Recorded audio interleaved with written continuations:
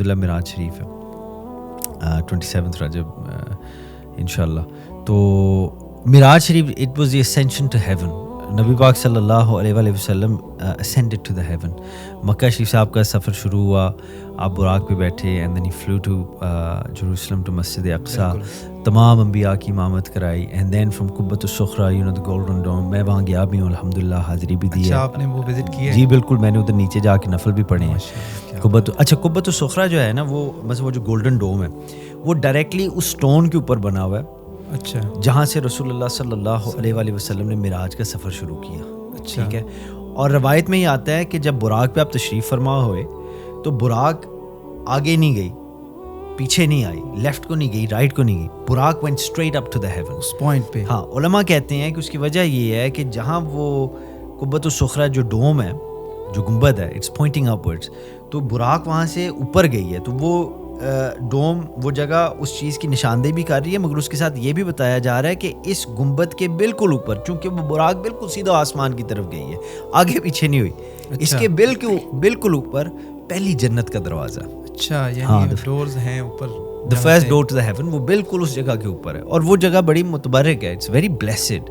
ٹھیک ہے, obviously for the reason کہ نبی پاک صلی اللہ علیہ وآلہ وسلم کے قدم مبارک وہاں لگے ہیں, وہ تو obvious ہے, مگر اس کے علاوہ یہ بھی بات ہے کہ اس جگہ کے بالکل اوپر is the entrance to جنت. تو جب نبی پاک صلی اللہ علیہ وآلہ وسلم پہلے آسمان پہ گئے, پھر دوسرے, تیسرے, چوتھے, پانچویں, چھویں, ساتویں, he crossed the 7 heavens and then he went to سدرۃ المنتہا, اور پھر اس سے بھی آگے لامقام تک, and then حضرت جبرائیل was left behind, اور نبی پاک صلی اللہ علیہ وسلم went into the before اللہ سبحانہ و تعالیٰ. یہ سارا واقعہ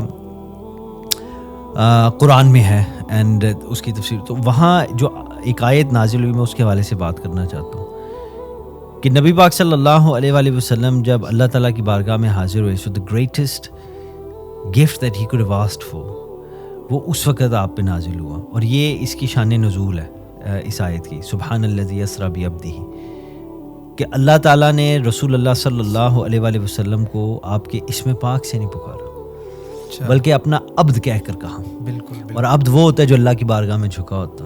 تو یہ جو جھکنے والی بات ہے نا, خاص طور پہ اس مہینے کے اور اس دن کے مثلا معراج شریف کے حوالے سے, اس کے اندر بڑا کمال ہے, اور جھک جانا ہی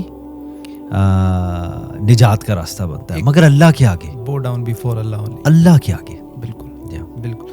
ویسے معراج کے واقعات میں نا کچھ واقعات بڑے وہ عقل کو دنگ کر دینے والے, کہ مطلب نبی کریم تشریف لے کے جاتے ہیں, پھر سارے انبیاء آپ کی امامت میں پیچھے نماز بھی پڑھتے ہیں, پھر آسمانوں پہ انبیاء سے ملاقات, پھر آپ نے جنت کا وزٹ کیا, اس طرح آپ نے جہنم کو دیکھا.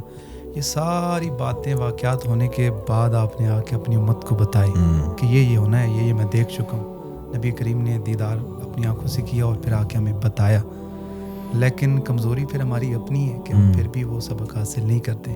تو یہ واقعہ کتنا اچھا. مگر آپ چلیں, جو نہیں کرتے ان کو چھوڑیں, جو کرتے ہیں ان کو تو دیکھیں نا, اور تاریخ بھری ہوئی ہے ایسے لوگوں سے, جس میں سیر فہرست حضرت ابوبکر صدیق آ جاتے ہیں. حضرت علی نے روایت کی, انہوں نے کہا کہ ابوبکر کو صدیق کا لقب اس وقت ملا, اچھا, جس وقت ابو جہل, یہ معراج شریف کے واقعے کے بعد ابو جہل آئے حضرت ابوبکر کے پاس, آ کہا کہ آپ دیکھیں نا, your prophet is saying that he flew to Masjid Aqsa and then he flew up to the heavens and he went and met his Lord. تو ایک رات میں یہ کیسے ہو سکتا ہے؟ تو حضرت ابوبکر نے کہا کہ بھئی مجھے یہ بتاؤ کہ یہ نبی پاک نے فرمایا. تو اس نے کہا ہاں بالکل, تو آپ کے نبی نے فرمایا. تو حضرت ابوبکر فرماتے ہیں کہ اگر رسول اللہ صلی اللہ علیہ وآلہ وسلم نے یہ کہا ہے تو یہی سچ ہے, اس میں کوئی شک کی گنجائش. جب انہوں نے یہ کہا تو حضرت علی کہتے ہیں جب حضرت ابوبکر صدیق نے یہ گواہی دی نا, تو صداقت کا تاج was sent for him from heavens. اللہ تعالیٰ نے he bestowed, اور صدیق کا مطلب ہے the truthful one, the most truthful one. تو وہ جو تھی وہ اسی وجہ سے تھی کہ آپ حضرت ابوبکر نے نبی پاک صلی اللہ علیہ وآلہ وسلم without a moment of hesitation بالکل کہا کہ اگر حضور نے کہا ہے تو سچ ہے. اچھا, معراج کے واقعے میں بہت ساری چیزیں, ابھی تو سائنس میں پچھلے ویک پڑھ رہا تھا, یہ مان رہی ہے کہ ڈیتھ جو ہے یہ اینڈ نہیں ہے, ڈیتھ از ناٹ اینڈ. معراج میں دیکھیں ہمیں پتہ چلتا ہے کہ انبیاء سارے زندہ ہیں, حیات ہیں. اس کے بعد انسان بہت بلندی کا سفر کر سکتا ہے. اس کے بعد پھر جنت جہنم کا نبی کریم نے وزٹ کیا, وہ سارے واقعات، پھر حضرت ابو بکر صدیق کا ایمان اور پھر عشق کمال ہے. تو اس واقعے میں سمجھتا ہوں بے شمار جو ہے نا ہمارے لیے ہدایت پوشیدہ ہے، ایسے اگر ہم چاہیں. یہ بات آپ کی بجا ہے.